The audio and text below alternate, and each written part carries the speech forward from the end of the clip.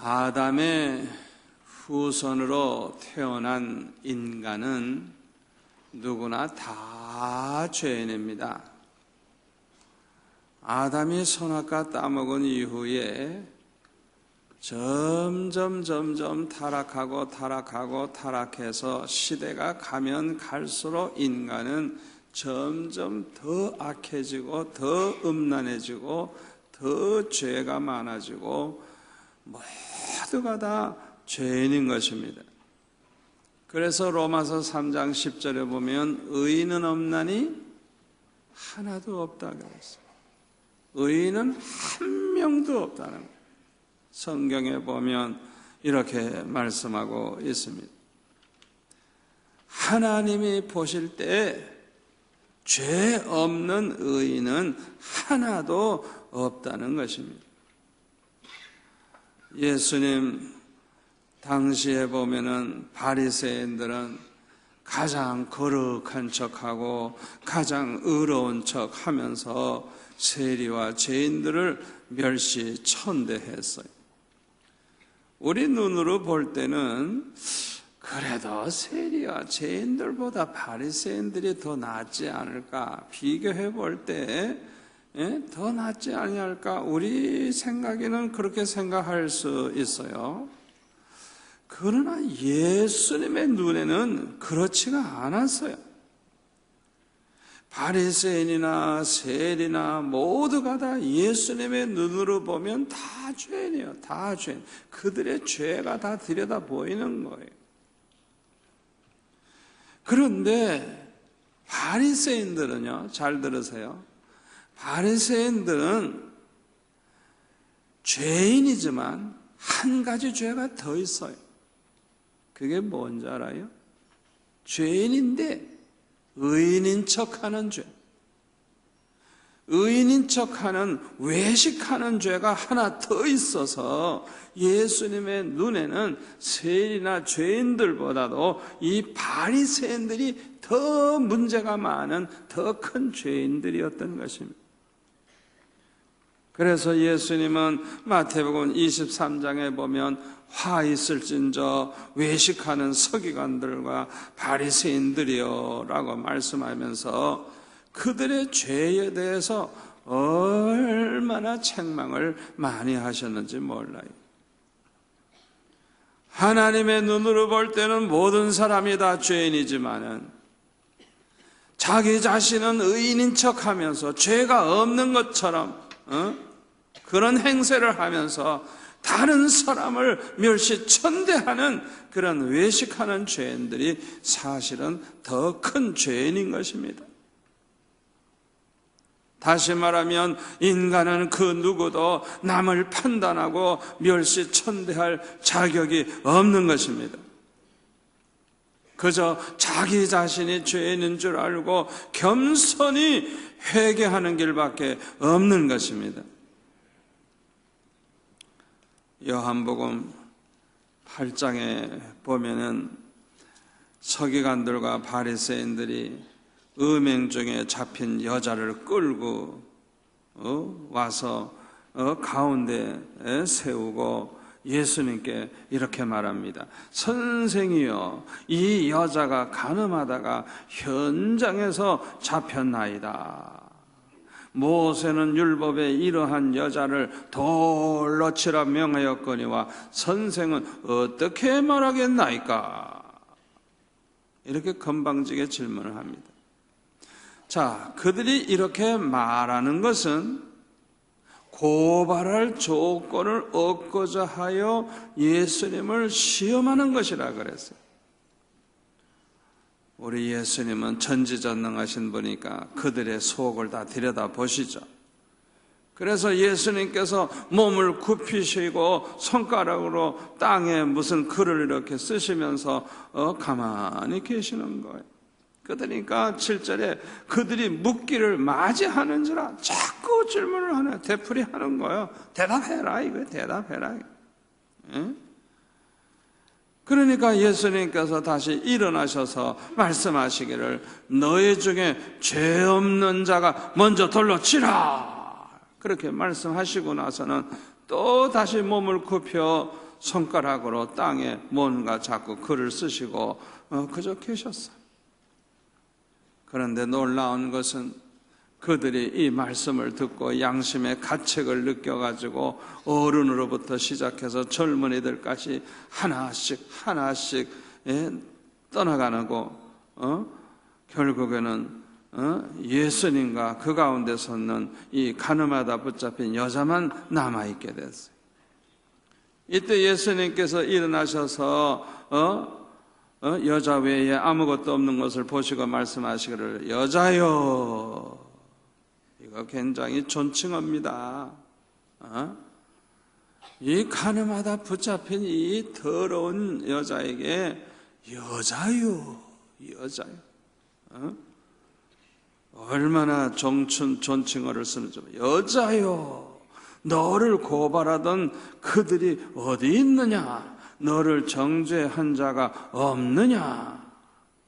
그때 주여 없나이다 대답을 하니까 예수님께서 말씀하시기를 나도 너를 정죄하지 아니하노니 가서 다시는 죄를 범하지 말라, 그렇게 말씀을 하셨습니다.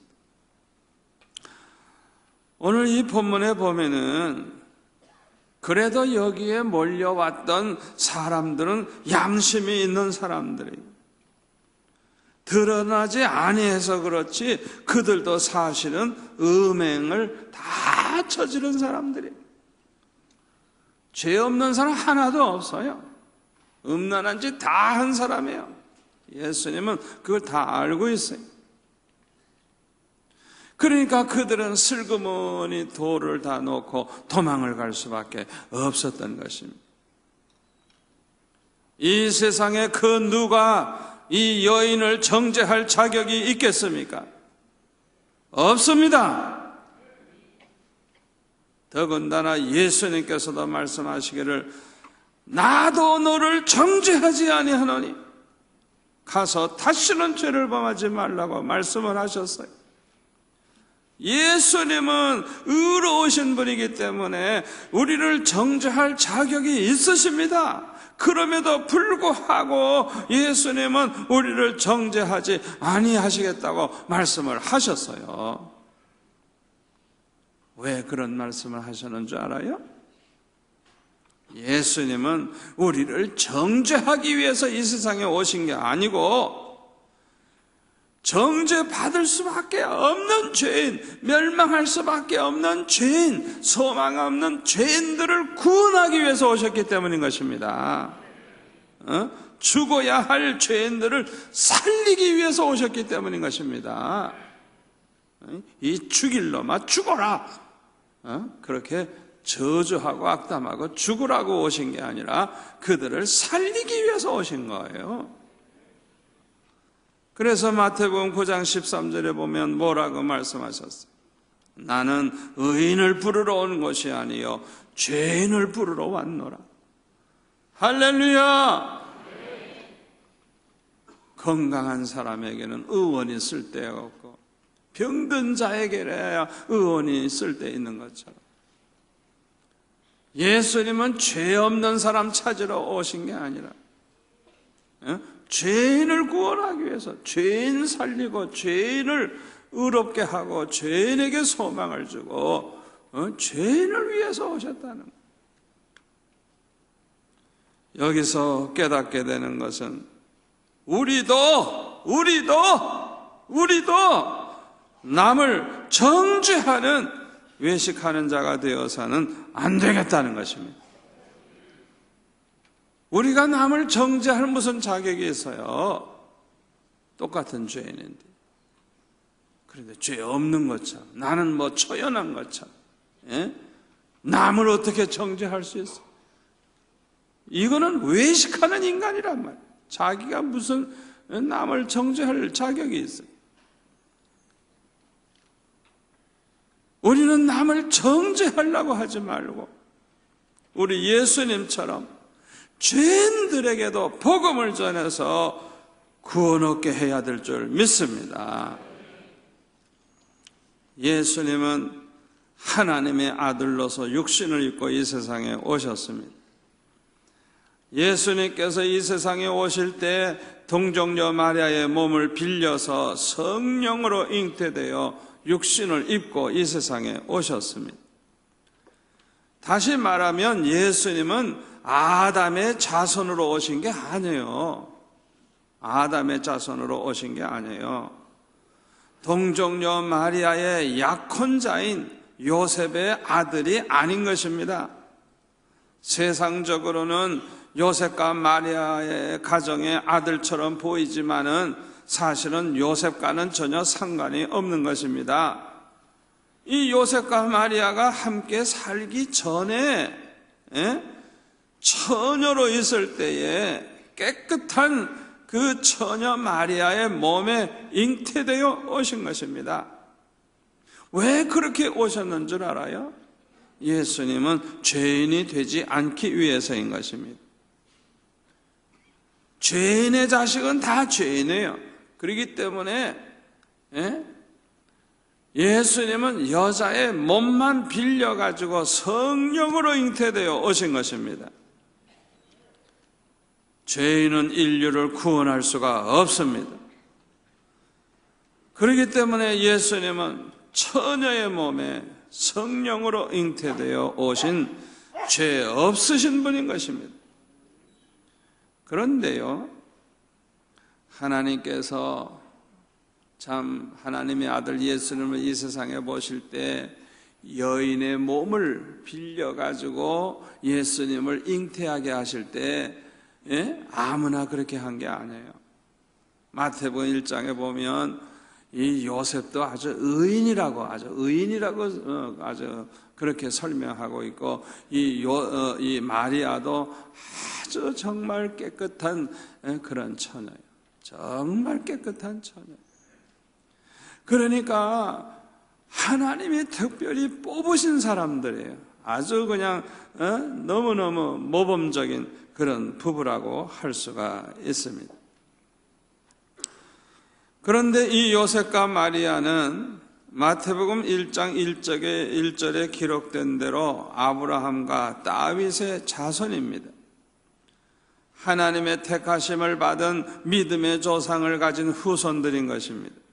그러니까 우리 인류 가운데 가장 깨끗하고 비교해서 다른 사람과 비교해서 가장 그래도 깨끗하고 가장 하나님이 기뻐하시는 사람들인 것입니다.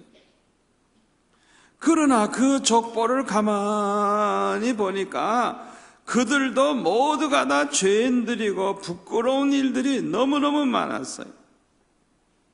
아브라함은 우상을 섬기던 사람이었습니다. 자기의 누이 동생과 결혼을 했어요. 아브라함은 그의 부인 사라를 통해서 이삭을 낳기 전에 사라의 몸종인 하갈, 애굽 여인, 얼굴이 새카만 애굽 여인을 통해 가지고 이스마엘이라고 하는 아들을 낳았어요. 아브라함의 손자인 야곱의 12아들 중에 넷째 아들인 유다는 마태복음 1장 3절에 보면 자기 며느리 다말에게서 베레스와 세라를 낳았어요. 자, 그러면 촌수를 어떻게 따지면 좋을까? 며느리를 통해서 아들을 낳았으니 촌수가 어떻게 돼요? 복잡해요. 그 자손 중에 5절에 보면 살몬은 기생 라합, 가나안 여인이죠. 기생 라합과 결혼을 해서 보아스를 낳았어요. 보아스는 모압 여인, 그것도 과부, 결혼했던 과부인 룻과 결혼을 해서 오벳을 낳았어요. 오벳이 이새를 낳고 이새가 다윗을 낳았어요. 그러니까 그 위대한 다윗의 그 족보를 보면은 그 조상들 가운데 이방인들의 피가 많이 섞여 있고 그 복잡해요. 그냥 뭐 정상적인 부부 사이에서 생긴 게 아니라 며느리를 통해서도 뭐 낳고 뭐 하여튼 뭐 희한한 거예요. 그냥. 또 다윗은 우리아의 아내를 통해서 솔로몬을 낳았고, 그래서 우리아가 누구예요? 다윗은 자기의 아내가 아니에요. 우리아 장군의 아내를 통해서 솔로몬을 낳았다고 성경에 본 말씀. 세상에 그냥 죽 끓여 먹을 가정이죠. 자기 부인이 많은데 말이죠. 에? 남의 아내, 자기 충신의 아내, 충성스러운 그 신하의 그 아내를 통해 가지고 솔로몬을 낳았어요. 모든 인류 가운데 가장 훌륭한 가문의 족보 내용이 이 모양 이 꼴입니다. 여러분의 족보를 뜯어보면 어떨까요? 더 기가 막힐 거예요. 희한할 거예요, 아마. 족보 가지고 자랑하는 사람처럼 위선자는 없는 거예요. 아브라함과 다윗의 족보보다 더 훌륭한 족보는 세상에 없는 거예요. 그런데도 불구하고 이들은 자기 민족 외에 다른 사람들은 다 이방인들이라고 해서 멸시를 했어요. 특히 사마리아 사람들은 이스라엘 나라가 아수르에게 멸망한 후에 그곳에 이방인들이 들어와 살면서 살아남아있는 이스라엘 사람들과 혼합이 된 사람들이, 그러니까 사마리아 사람 하면 순수한 유대인이 아니에요. 완전히 이방인들과 아주 그냥 그렇게 섞여버린 사람들이에요. 이건 이방인도 아니고 유대인도 아니고 완전히 섞인 사람. 그렇게 몇백 년 지났으니까 자손들이 다 그냥 혼혈족이 돼버린 것이죠. 그래서 유대인들은 이 사마리아 사람들을 멸시천대하고 그들과 상종하지를 아니했어요. 그런데 요한복음 4장에 보니까 예수님께서 제자들과 함께 그 유대를 떠나서 갈릴리로 갔을 때 사마리아를 통과하시게 되었습니다. 이때 예수님은 피곤하셔서 야곱의 우물가에서 쉬고 계셨습니다. 제자들은 먹을 것을 사오려고 동네에 들어가서 예수님 혼자 그 우물가에서 쉬고 계셨어요. 이때 수가성에 사는 한 여인이 물을 기르기 위해서 이 우물에 찾아왔는데, 이 여자는 아주 그냥 그 동네에서 죄인으로 아주 소문난 여자예요. 난 12시는 거기 6시라고 성경에 있습니다만은 거기다가 이제 6을 보태면 우리나라 시간으로는 난 12시입니다. 그러니까 가장 뜨거운, 햇볕이 뜨거운 시간이기 때문에 이 나라에서는 대부분이 다 그 시간에는 낮잠을 잔다 그래요. 그러니까 길거리에 사람이 없는 시간이에요. 그 틈을 타가지고 아무도 보지 아니할 때 우물물을 길러가기 위해서 이 여인이 찾아왔다가 예수님을 만나게 된 것입니다. 성경을 가만히 보면은 예수님은 이 여인을 만나기 위해서 바로 이곳에 오셨고, 이 여인이 나타나는 시간을 벌써 알고 계셨기 때문에 예수님이 그 자리에 딱 앉아서 계셨던 것입니다. 성경에 보니까 이 여인에게 예수님은 물을 좀 달라고 하시면서 이제 말씀을 하시기 시작을 했어요. 이때 9절에 보니까 이 사마리아 여자가 말합니다. 당신은 유대인으로서 어찌하여 사마리아 여자인 나에게 물을 달라 하시나이까? 유대인들은 사마리아 사람을 천하게 여기기 때문에 상대도 안 하는데 어찌해서 나 같은 이런 사마리아 여자에게 물을 달라고 그렇게 하십니까? 그렇게 말을 했어요. 이때 예수님은 대답하시기를, 내가 만일 하나님의 선물과 또 내게 물 좀 달라 하는 이가 누구인 줄 알았더라면 네가 그에게 구하였을 것이요 그가 생수를 내게 주었으리라 말씀하시니까 이 여자가 말하기를 주여 물기를 그릇도 없고 이 우물은 깊은데 어디서 당신이 그 생수를 얻겠사옵나이까 질문을 했어요. 우리 조상 야곱이 이 우물을 우리에게 주셨고 또 여기서 자기와 자기 아들들과 짐승이 다 마셨는데 당신이 야곱보다 더 크니까? 질문할 때 예수님은 대답하시기를 이 물을 마시는 자마다 다시 목마르려니와 내가 주는 물을 마시는 자는 영원히 목마르지 아니하리니 내가 주는 물은 그 속에서 영생하도록 솟아나는 샘물이 되리라 말씀을 하셨어요. 이 말을 들을 때 이 여자가 얼마나 반가웠겠어요. 그러니까 주여 그런 물을 내게 주사 목마르지도 않고 또 여기 물길로 오지도 않게 하옵소서. 왜? 물길로 오는 게 얼마나 괴로운지 지옥 가는 것 같이 괴로운 거. 왜? 사람들 만나면 그냥 사람들이 별소리 다 하니까 그거 그냥 싫은데 말이죠.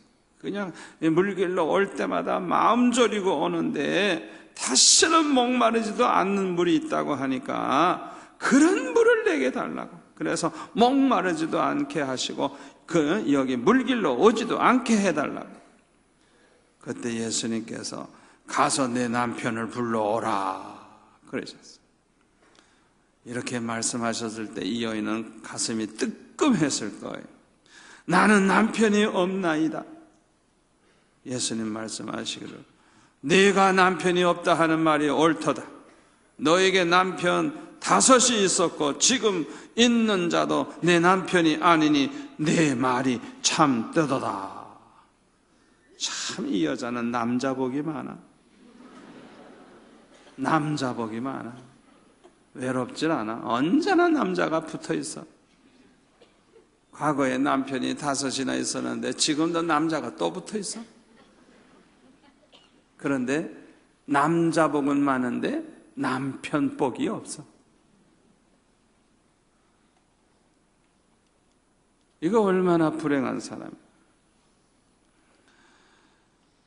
예수님께서 보통 분이 아니라는 것을 여기서 나타내시죠. 그러니까 19절에 보면 여자가 뭐라 그래요? 주여 내가 보니 선지자로소이다. 선지자로소이다. 그리고 예배에 대한 것을 또 물어봅니다. 그리고 25절에 보면 여자가 말합니다. 메시아 곧 그리스도라 하는 이가 오실 줄을 내가 아노니 그가 오시면 모든 것을 우리에게 알려주시리이다. 비록 남들이 다 아주 천한 여인, 죄 많은 여인으로 보지만은 이 여인의 관심이 보세요. 예배에 관심이 있고 메시아에 관심이 있어요. 메시아에. 사람의 눈으로 볼 때는 형편없는 인간 같은데 이 여자만의 비밀이 있는 거예요. 하나님께 예배에 관심을 가지고 있고 메시아에 대한 그런 신앙을 가지고 있었어요. 예수님이 왜 이 여자를 찾아오셨는지 알만하죠. 그래서 예수님께서 뭐라고 말씀하십니까? 네가 말하는 내가 그라. 네가 말하는 그 메시아가 바로 나다. 이렇게 말씀하셨어요. 그래서 예수님의 메시아이심을 알게 되자 이 여인은 28절에 보니까 예수님이 부탁도 아니 하셨는데 물동이를 버려두고 그냥 동네에 들어가가지고 29절에 보면 내가 행한 모든 일을 내게 말한 사람을 와서 보라. 자기가 과거에 남편이 5이나 있었고 지금도 자기 남편도 아닌 남자하고 살고 있는 자기에 대해 행한 그 모든 걸 다 말한 이 사람을 와서 보라. 이는 그리스도가 아니냐 하니까 그들이 동네에서 나와 예수님께로 왔다고 했습니다. 그러니까 이 여인은 자기가 만난 예수님을 소개한 것뿐이에요. 그래서 예수님을 만나게 해 주었을 뿐이에요. 그런데 39절에 보니까 여자의 말이 내가 행한 모든 것을 그가 내게 말하였다 증언하므로 그 동네 중에 많은 사마리아인이 예수를 믿는지라. 사마리아인들이 예수께 와서 자기들과 함께 유하시기를 청하니 거기서 이틀을 유하심에 예수님의 말씀으로 말미암아 믿는 자가 더욱 많아 그 여자에게 말하되 이제 우리가 믿는 것은 내 말로 인함이 아니니 이는 우리가 친히 듣고 그가 참으로 세상의 구주이신 줄을 알미라. 이렇게 고백을 했다 그랬어요. 여러분, 이 세상에서 가장 귀한 일이 무엇인 줄 압니까? 지옥에 갈 영혼들을 구원하는 일입니다. 그런데 이 수가성 여인은 이 수가성 사람들을 구원하는 일에 쓰임을 받은 것입니다. 저는 이 말씀을 딱 보는 순간에 깨달아지는 게 뭐냐? 전도는 누구나 할 수 있다. 과거에 남편 5이나 가졌던 여자라도 할 수 있다. 예수님 만난 사람은 누구든지 할 수 있다. 아멘. 이 여인이 아직 해결한 거 하나도 없어요. 지금 살고 있던 남자 보내고 어쩌고 정리한 것도 없어요. 그냥 예수님 만나가지고 그냥 예수님 메시아라는 걸 알자마자 그냥 어디에서 그렇게 용기가 났는지 그냥 담대하게 그냥 동네 사람들 찾아가가지고 나의 이 모든 비밀을 알고 얘기한 이분을 좀 와보라고 하면서 자기가 만난 예수님을 소개하고 예수님에게 오도록 그렇게 가서 전도를 했어요. 이 여인이 이렇게 전도할 용기가 어떻게 생겼을까요? 그것은 예수님을 만나는 순간에 큰 은혜를 받았기 때문인 것입니다. 로마서 5장 20절에 보면은 이런 말씀이 있어요. 율법이 들어온 것은 범죄를 더하게 하려 함이라. 그러나 죄가 더한 곳에 은혜가 더욱 넘쳤나니 이는 죄가 사망 안에서 왕노릇한 것 같이 은혜도 또한 의로 말미암아 왕노릇하여 우리 주 예수 그리스도로 말미암아 영생에 이르게 하려 함이라. 아멘. 율법은요 무엇이 죄고 죄가 아니라는 걸 가르쳐줘요. 그 율법을 통해서 분별할 수 있으니까 얼마나 좋아요. 그런데 타락한 인간은 약점이 뭐예요? 알면서도 범하는, 알면서도 또 범하는, 알면서 몰라서 죄 범하는 거 아니에요. 사람들이 알면서도 죄를 다 범하는 거예요, 대부분이. 그런데 죄가 더한 곳에 은혜가 더욱 넘쳤다 그랬어요. 이게 뭘 말하냐 하면요, 자 보세요. 똑같이 죄사함을 받았다고 하면 누가 은혜 더 많이 받은 거예요? 죄가 적은 사람이에요? 죄가 많은 사람이에요? 죄가 많은 사람이지. 자, 자기 빚을 탕감받았다고 하면 5천만 원 빚진 사람하고 5억 빚진 사람하고 탕감받은 누가 더 은혜 받았어요? 5억 탕감받은 사람이지. 바로 그 소리. 그러니까 이 여인은 다른 사람보다 더 큰 은혜 받은 거예요. 더 큰 은혜 받은 거예요. 감격이 더 큰 거예요.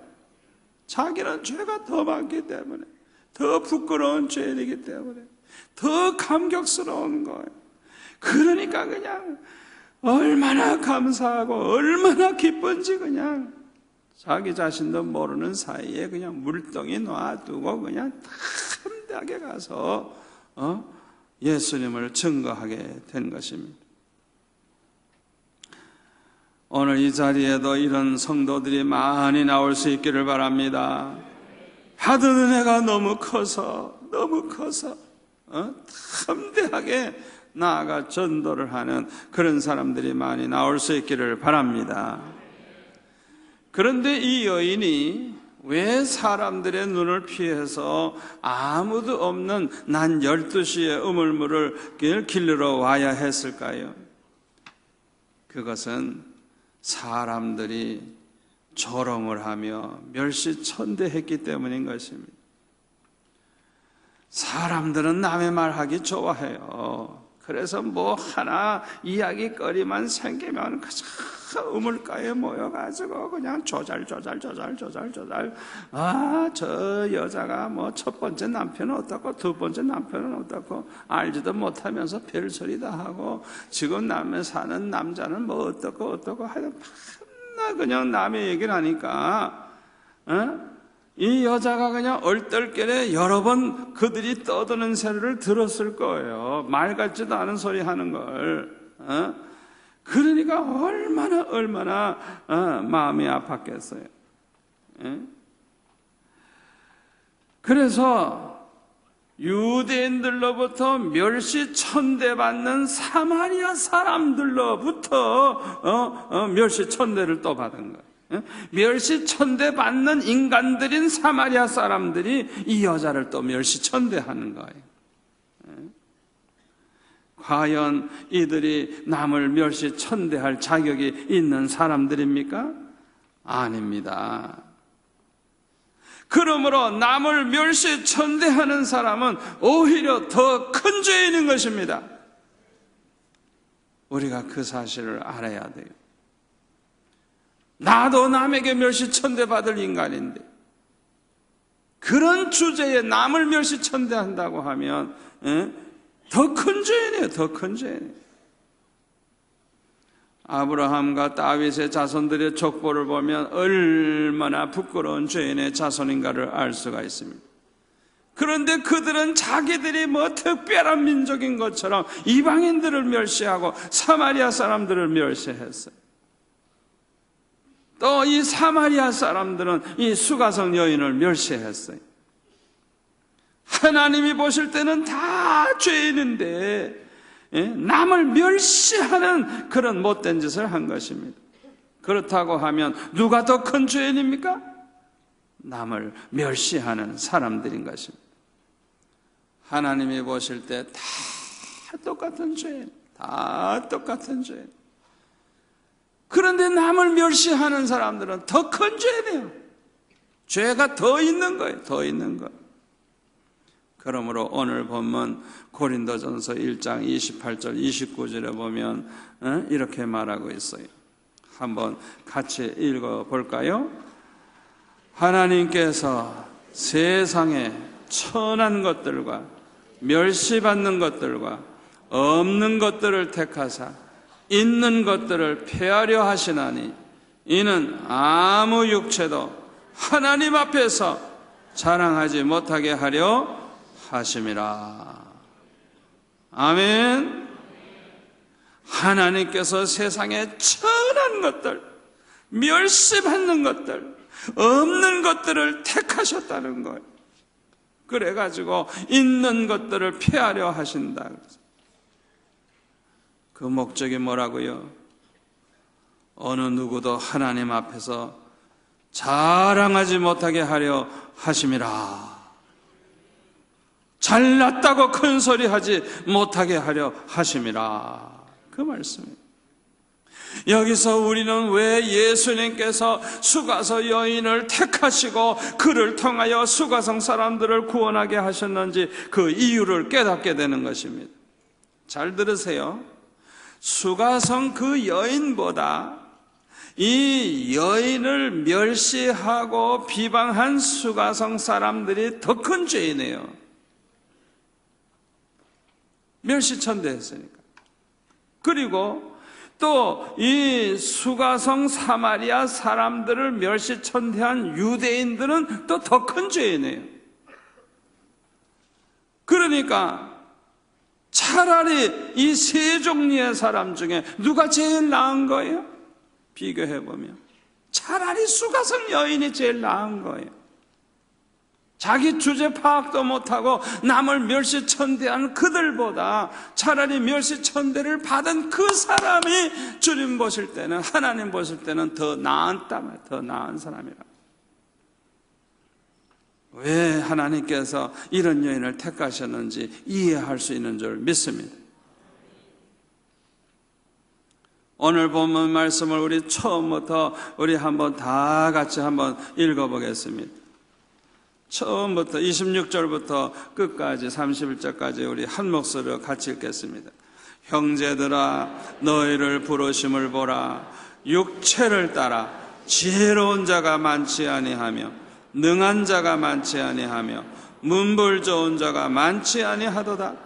그러나 하나님께서 세상에 미련한 것들을 택하사 지혜 있는 자들을 부끄럽게 하려 하시고, 세상에 약한 것들을 택하사 강한 것들을 부끄럽게 하려 하시며, 하나님께서 세상에 천한 것들과 멸시받는 것들과 없는 것들을 택하사 있는 것들을 폐하려 하시나니, 이는 아무 육체도 하나님 앞에서 자랑하지 못하게 하려 하심이라. 너희는 하나님으로부터 나서 그리스도 예수 안에 있고, 예수는 하나님으로부터 나와서 우리에게 지혜와 의로움과 거룩함과 구원함이 되셨으니, 기록된 바 자랑하는 자는 주 안에서 자랑하라 함과 같게 하려 함이라. 여기서 중요한 게 뭔지 압니까? 자랑하지 말라는 거예요. 29절, 하나님 앞에서 자랑하지 못하게 하려 함이라. 절대로 하나님 앞에서 자기 자랑해서는 안 된다는 거예요. 자기 잘난 척 하면 안 되는 거예요. 예레미야 에스겔서 예레미야 9장 23절에 보면은 이런 말씀이 있어요. 여호와께서 이와 같이 말씀하시되, 지혜로운 자는 그의 지혜를 자랑하지 말라. 용사는 그의 용맹을 자랑하지 말라. 부자는 그의 부함을 자랑하지 말라. 자랑하는 자는 이것으로 자랑할지니, 곧 명철하여 나를 아는 것과 나 여호와는 사랑과 정의와 공의를 땅에 행하는 자인 줄 깨닫는 것이라. 나는 이 일을 기뻐하노라. 여호와의 말씀이니라. 아멘. 지혜 있다고 자랑하지 말고, 용맹이 있다고 자랑하지 말고, 돈 많다고 자랑하지 말고, 그런 자랑하지 말라는 거예요.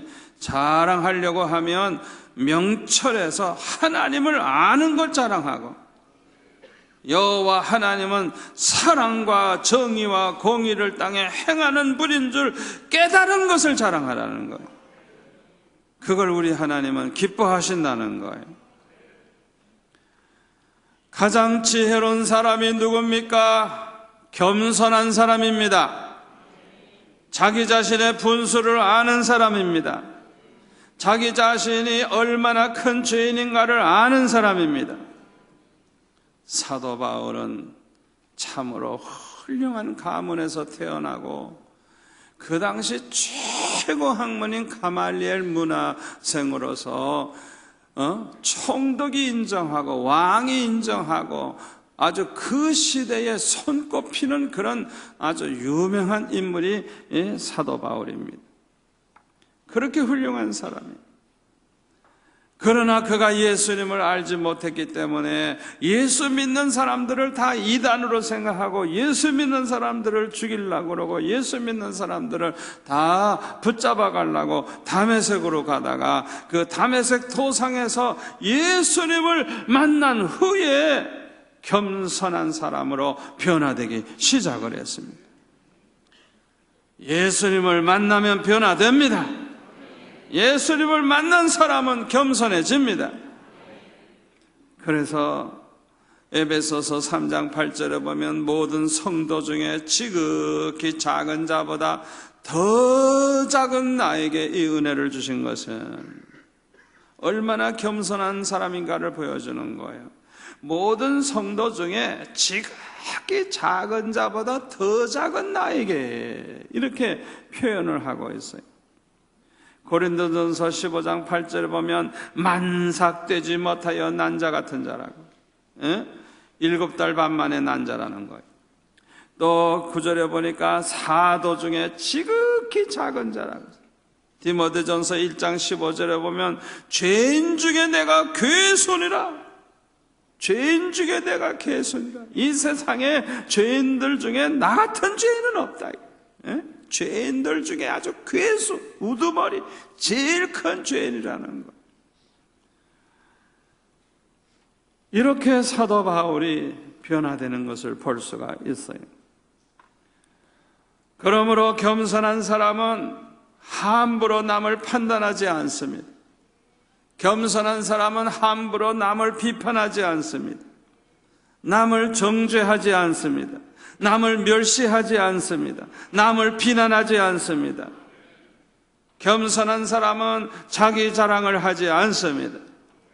그러므로 하나님께서는 이 겸손한 사람들을 기뻐하시고 겸손한 사람에게 은혜를 부어 주시는 것입니다. 겸손한 자를 높이시고 겸손한 자를 들어 쓰시고 겸손한 자를 통해서 영광을 받으시는 것입니다.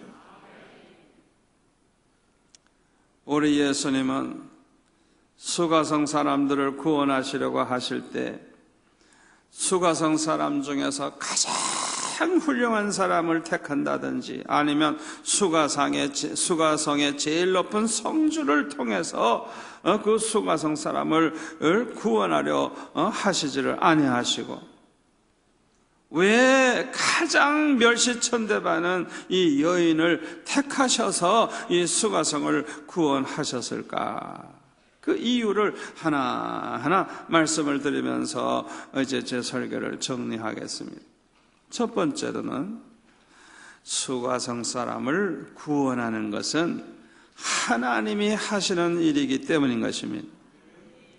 우리를 구원하시는 일은 하나님이 하십니다. 하나님이 구원하시는 것입니다. 다만 하나님께서 원하시는 사람을 도구로 쓰실 뿐입니다. 도구일 뿐이에요. 구원하는 일은 하나님이 하시는 거예요. 여러분이 전도를 하러 나아갔다가 전도를 해가지고 예수 믿게 돼서 교회 나와 구원받은 사람이 생겼는데, 그 사람을 예수 믿게 하고 구원 얻게 하는 것은 성령의 역사고 하나님이 향하시는 거예요. 하나님이 역사하지 않으면 우리가 아무리 전도해도 한 사람도 구원 못해요. 구원하는 일은 하나님이 하시는 일이에요. 아멘. 하나님이 하시는 일. 그러니까 이 수가성 사람들이 예수 믿어 구원 얻게 되는 이 모든 거는 하나님이 하시는 일이에요. 하나님이. 이 일에 쓰임받는 사람은 복 있는 사람입니다. 하나님이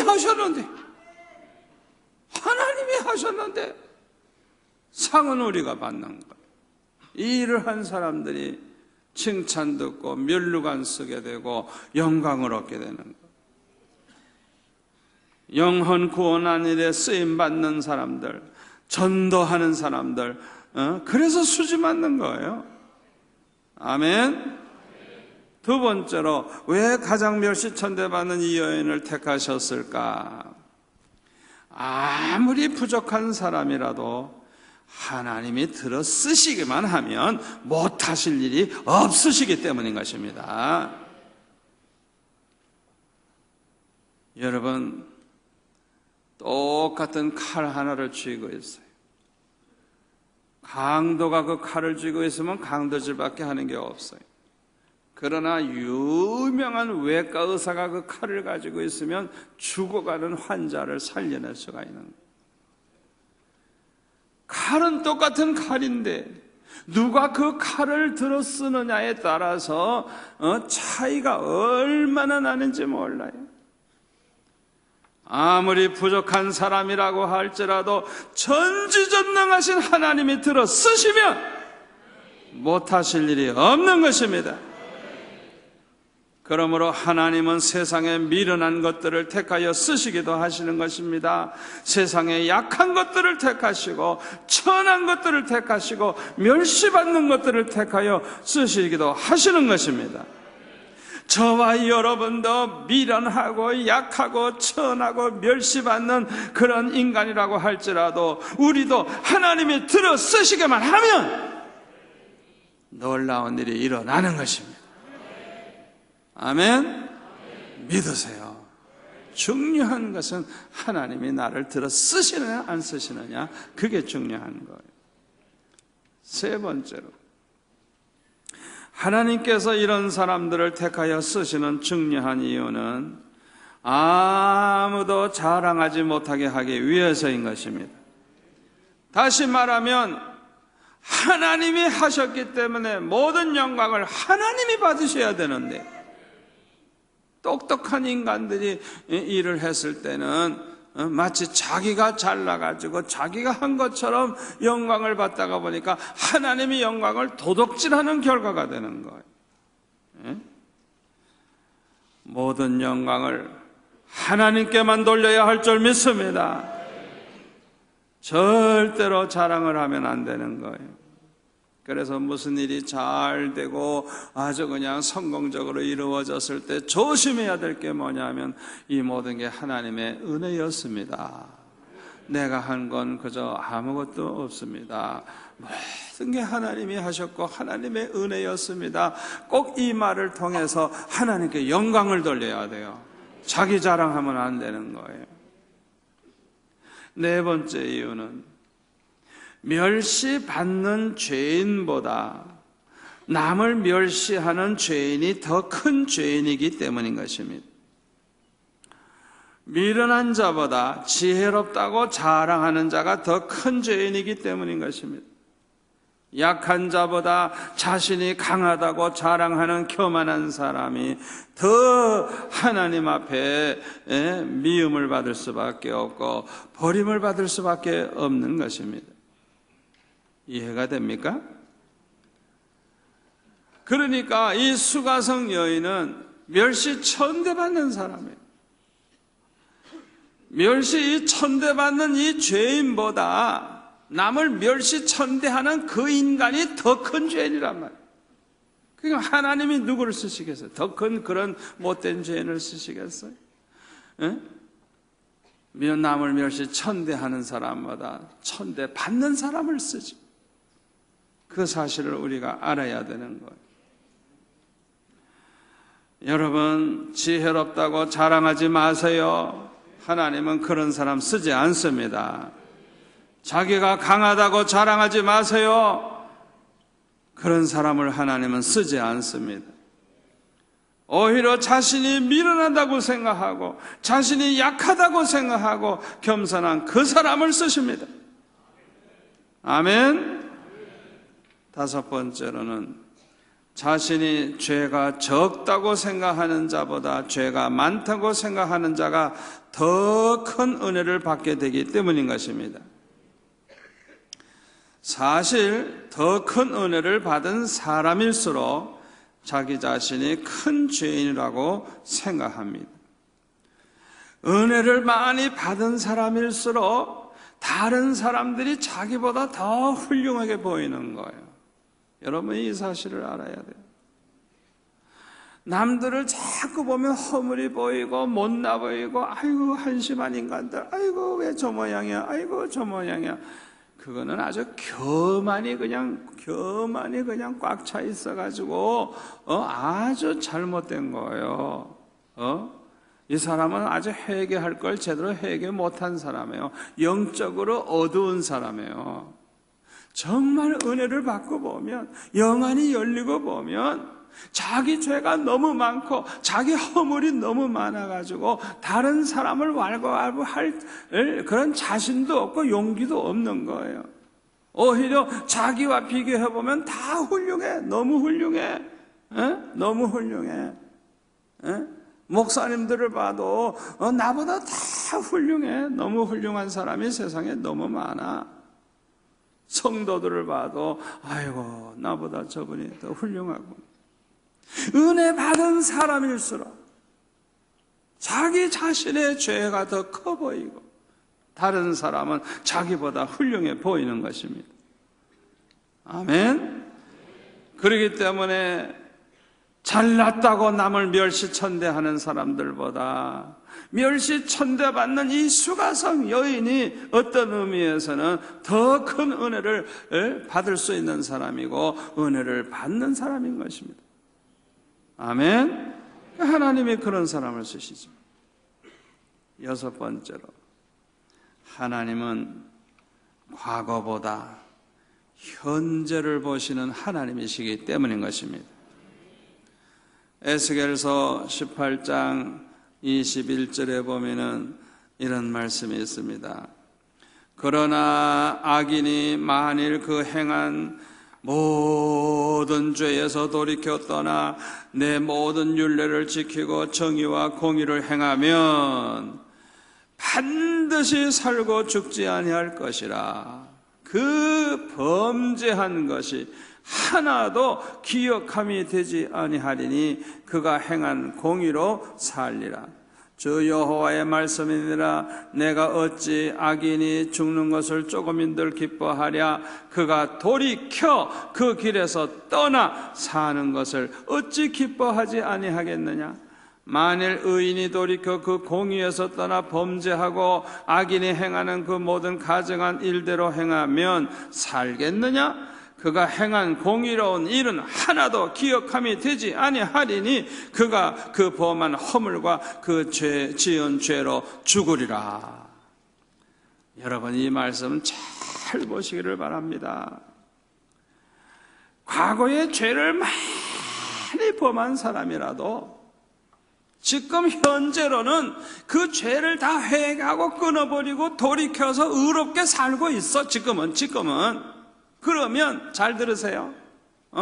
과거의 죄가 그렇게 많지만은 하나도 기억함이 되지 않아. 하나님은 그걸 하나도 보지 않는다는 거예요.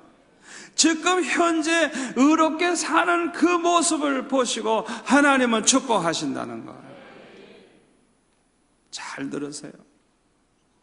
이와 반대로 과거에 좋은 일 많이 해서 과거에 너무너무 바르게 살았고 좋은 일 많이 해서, 그런데 어느 날 이 사람이 확가닥 해가지고 변화가 돼가지고 지금은 별별 나쁜 짓을 다 하는 거예요. 음란한 짓도 하고 남을 괴롭히고 아주 못된 인간이 됐어요.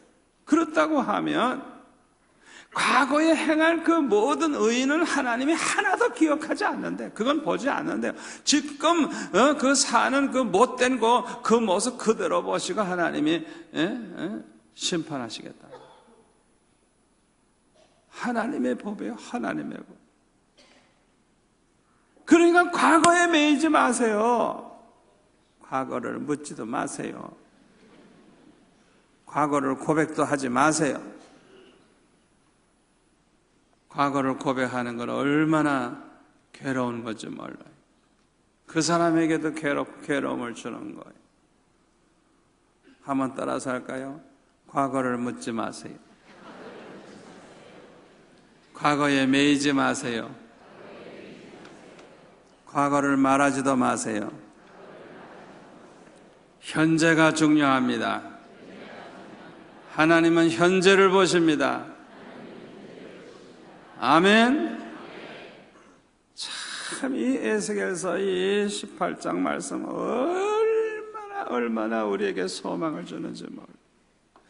이 수가성 여인이 남편이 5이나 있었고 지금 남편하고는 결혼식도 안 하고 그냥 살고 있지만은 어려우면 결혼식 못 하고 사는 거죠. 그냥 사는 거죠.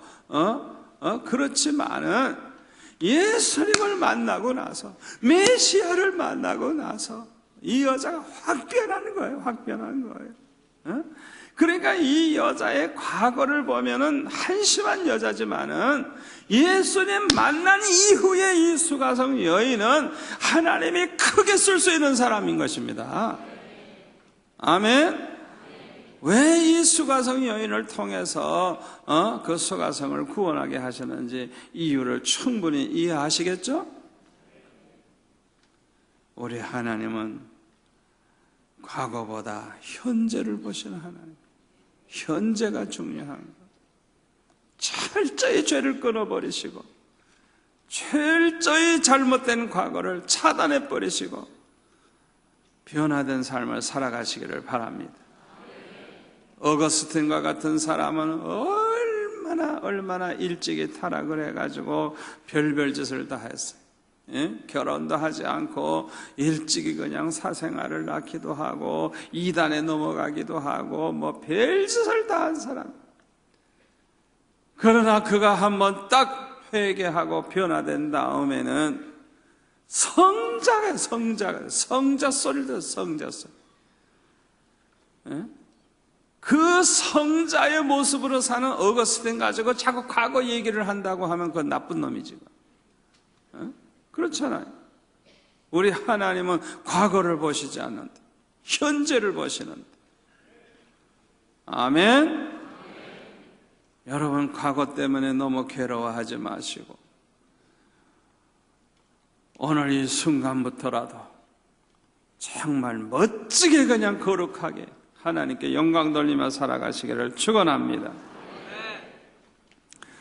마지막 7번째로는 누구든지 예수님을 만나면 변하여 새 사람이 되기 때문인 것입니다. 그러므로 이 수가성 여인, 예수님을 만난 이 여인, 예수님이 메시아라는 사실을 알게 된 이 여인은 옛날에 그 여인이 아닙니다. 믿음의 사람입니다. 헌신의 사람입니다. 주를 위해서 살려고 하는 사람입니다. 그래서 시키지 않아도 그냥 달려가 가지고 사람들에게 예수님을 증거했어요. 그래서 그 사람들로 하여금 예수님께 나오게 하고 예수님 말씀 듣다가 보니까 다 예수님을 믿게 되는 것. 이런 역사가 일어난 것. 오늘 이 자리에 이와 같이 헌신된 일꾼들이 많이 나올 수 있기를 바랍니다. 여러분들을 통해서 구원받는 자가 많기를 바랍니다. 주님을 만난 체험이 있어야 돼요. 주님을 만난 체험이 있어야 돼요. 주님을 만난 체험이 있는 사람은 달라요. 삶의 태도가 달라요. 우리 목사님들도 주님 만난 체험이 있는 분들은 달라요. 얼마나 간증거리가 많은지 몰라요. 오늘 밤 주신 이 말씀이 저와 여러분에게 평생의 복이 될 줄로 믿습니다.